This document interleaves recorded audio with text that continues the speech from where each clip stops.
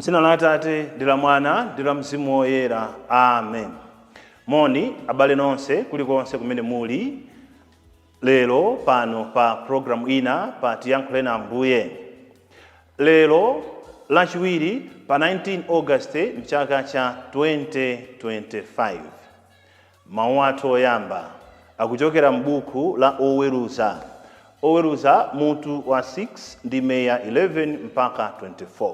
Amene akutiwerengera mawu oyamba ndi a Kathleen Chikapa kuchokera ku St. Martin de Porres, Mayaka Parish, mu Diocese ya Zomba. Ndipo uthenga wathu oyera tuutenga mu uthenga monga adalembera Mateyo mutu wa 19 ndime ya 23 mpaka 30.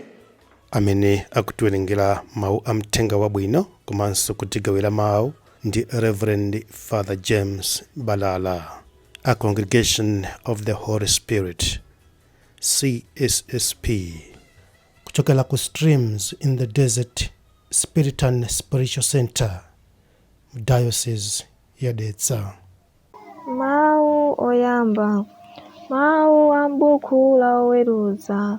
Tsiku lina mngelo wachauta adabwera ku Ofula ndi kukhala pansi pa tsinde pa mtengo wa thundu umene unali wa Yosi mwa Bizieli, nthawi yokuti Gideoni mwana wake akupuntha tirigu atabisala m'nyumba yofinyira mpesa kuti Amidiyani asaone tiriguyo. Apo mngelo wachauta uja adamuonekera namuwuza kuti, "Chauta ali nawe, iwe munthu wamphamvu ndi olimba mtima." Gideoni adawuza mngeloyo kuti, "Pepani mbuye anga, ngati chauta ali nafe, chifukwa chiyani tsono zonsezi zatigwera? Nanga zili kuti ntchito zake zonse zodabwitsa zimene makolo athu ankatisimbira zakuti ati chauta adatitulutsa ku dziko la Igupto? Koma tsopano watitaya ndipo watipereka kwa Amidiyani.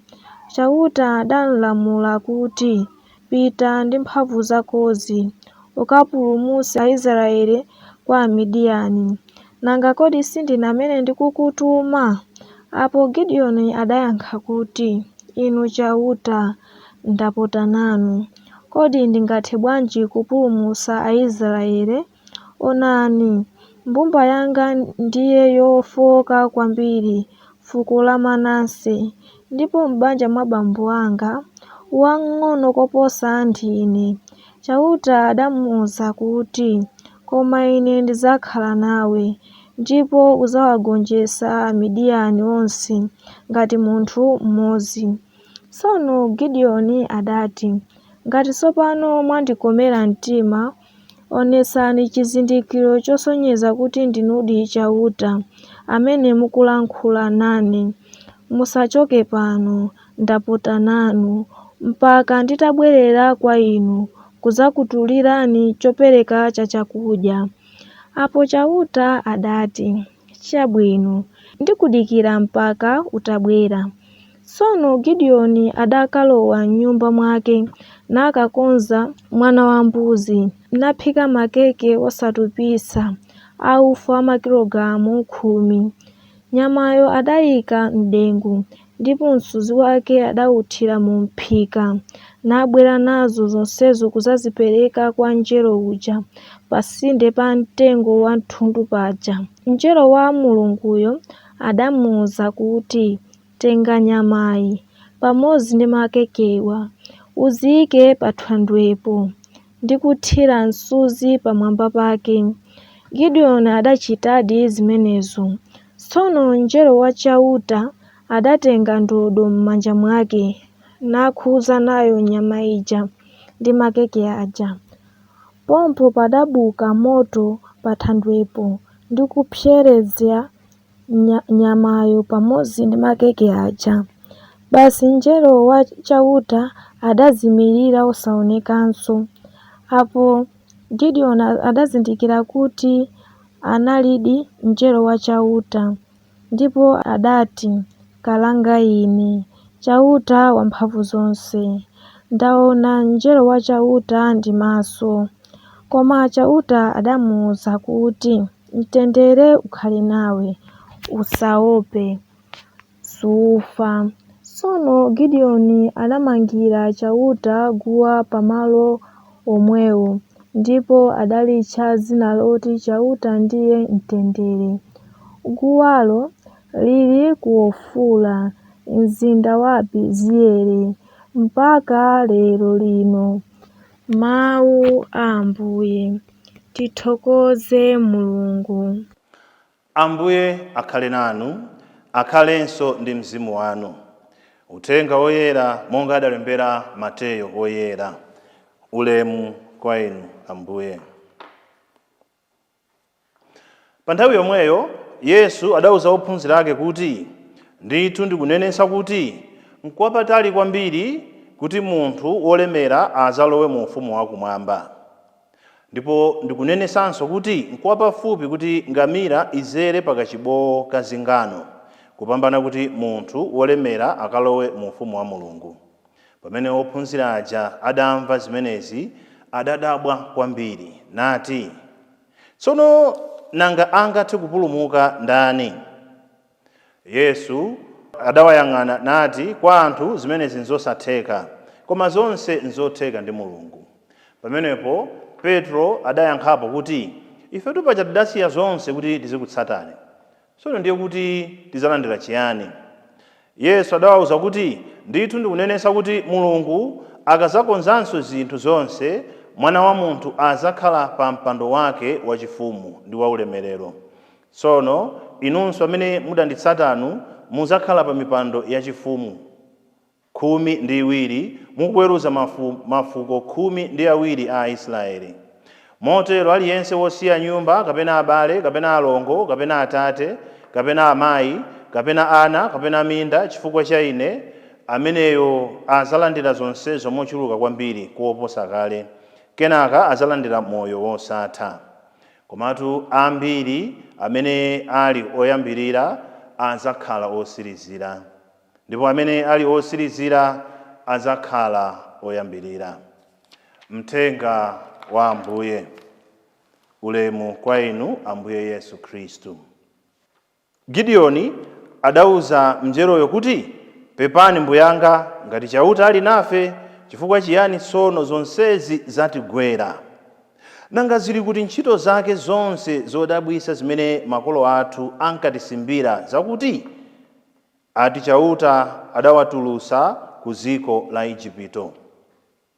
Ndimafuna kuti poyamba lero lino tigawane mawu oyamba amene akuchokera m'buku la Oweruza, limene ndi funso limene Gideoni anamufunsa mngelo kuti, ngati chauta ali nafe, nchifukwa chani zoterezi zatigwera? Kuti nkhani tiyimvetse bwino, tikuyenera kuyamba kuwerenga Oweruza mutu wa 6 omwewo kuyambira ndime ya 1. Tikayamba kuwerenga ndime ya 1 timva kuti Aisraeli nthawi ina adachita zinthu zambiri zoyipa zosakondweretsa Mulungu. Ndipo chifukwa cha zimene amachita zosakondweretsa Mulunguzo, Mulungu anafika powatopera, Mulungu anafika pokhumudwa nawo, ndipo analolera mtundu wina wa anthu achimidiyani kuwagonjetsa, ndipo anawadzunza, anawatenga ngati akapolo kwa zaka zisanu ndi ziwiri 7. Ndipo mu nthawi imeneyo anthu anakhala akuphula njera za moto, anthu anakhala akuzunzika.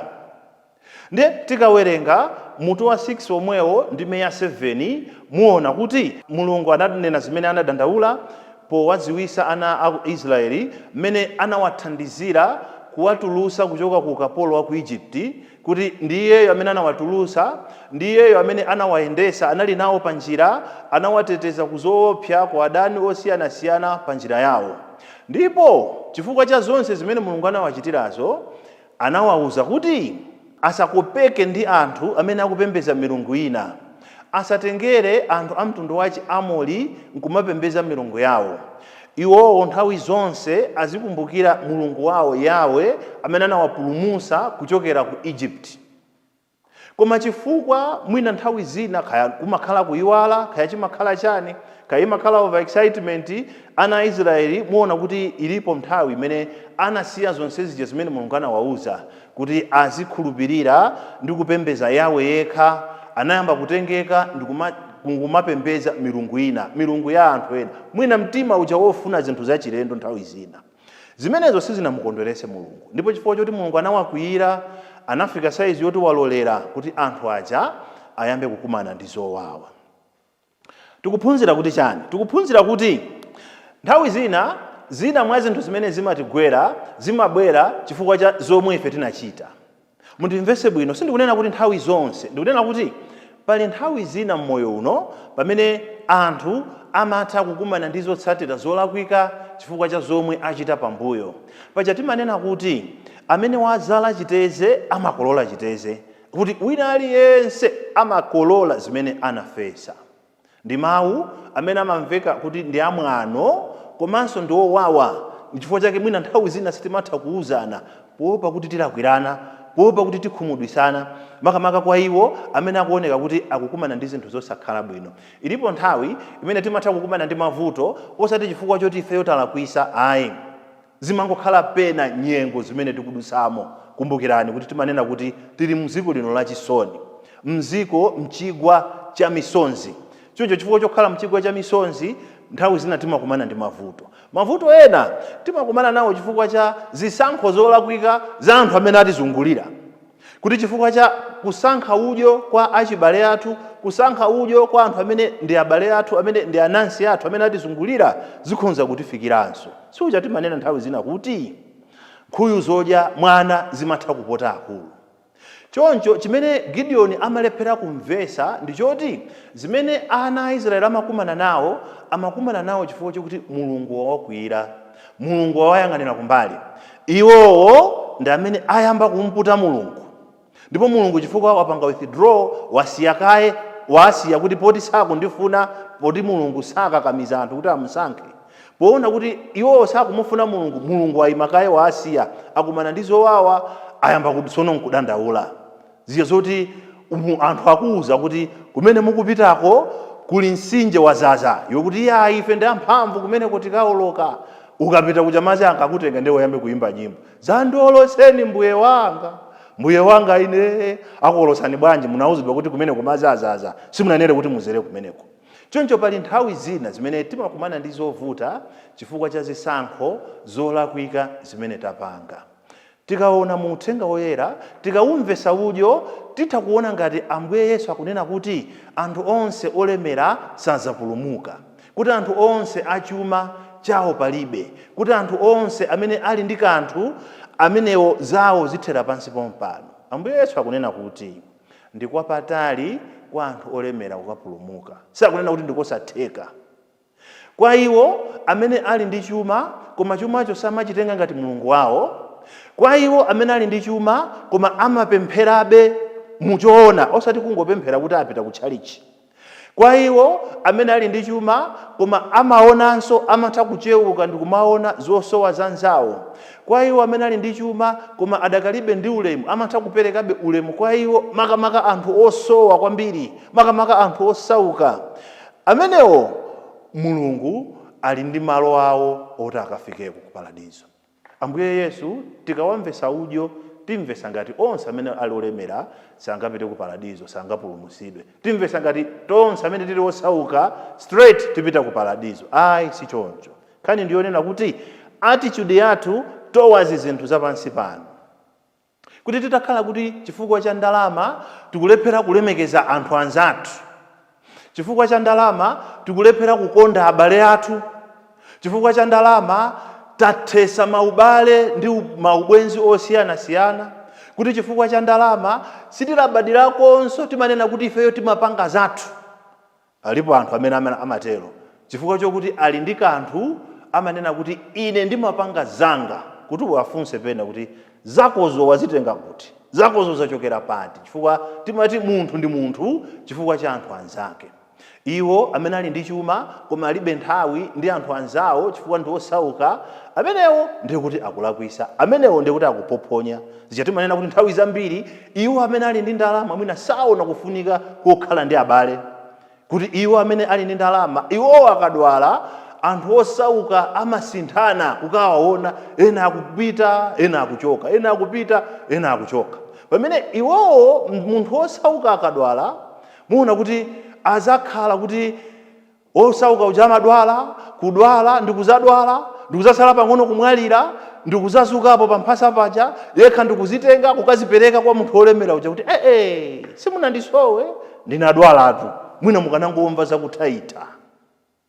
Anthu ngati amenewo amene amayiwala kuti pali nyimbo amati chilipo chinafuna mbale, chilipo chinafuna mbale, amene amayiwala nyimbo ija ya Lucky Stars yoti chilipo chinafuna mbale, anthu amenewo ndi amene tikhoza kunena kuti aphonya.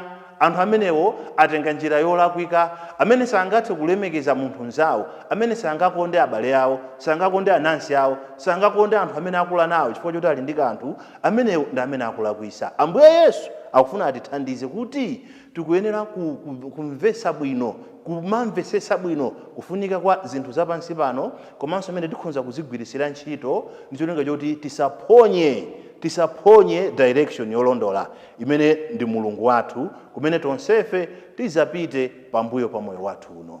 Ambuye akhale nanu.